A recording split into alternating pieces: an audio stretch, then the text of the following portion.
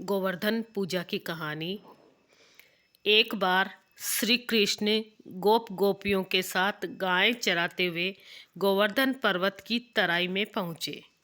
वहाँ उन्होंने देखा कि हजारों गोपियाँ गोवर्धन पर्वत के पास 56 प्रकार के भोजन बनाकर और रखकर उसे बड़े उत्साह से नाच गाकर उत्सव के रूप में मना रही है।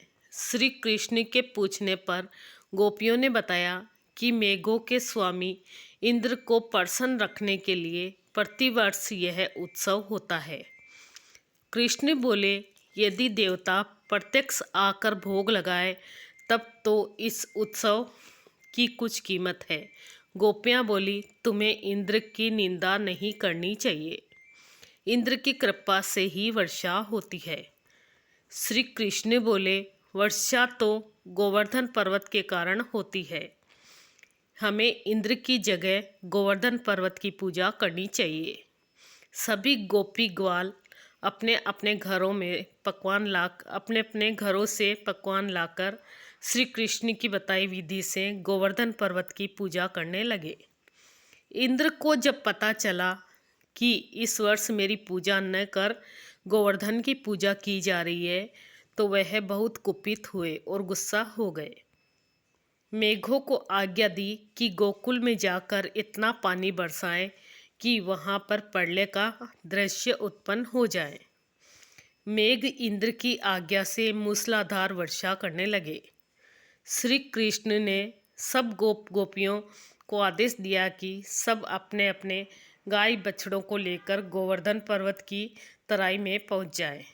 गोवर्धन ही मेघों की रक्षा करेंगे। सब गोपियां अपने अपने गाय बछड़ों बैलों को लेकर गोवर्धन पर्वत की तराई में पहुंच गए। श्री कृष्ण ने गोवर्धन पर्वत को अपनी कनिष्ठ अंगुली पर धारण कर छाता सा तान लिया। सब ब्रजवासी 7 दिन तक गोवर्धन पर्वत की शरण में रहे। सुदर्शन चक्र के प्रभाव से ब्रजवासी पर एक जल का बूंद भी नहीं पड़ी। ब्रह्मा जी ने इंद्र को बताया कि पृथ्वी पर श्री कृष्ण ने जन्म ले लिया है, उनसे तुम्हारा वैर लेना उचित नहीं है। श्री कृष्ण अवतार की बात जानकर इंद्रदेव अपनी मूर्खता पर बहुत लज्जित हुए तथा भगवान श्री कृष्ण से क्षमा याचना करने लगे।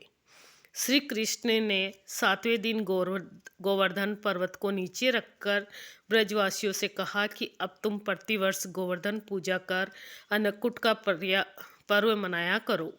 तभी से यह पर्व के रूप में मनाया जाता है। गोवर्धन पूजा की कहानी सुनाई है मैंने। जय श्री कृष्णा।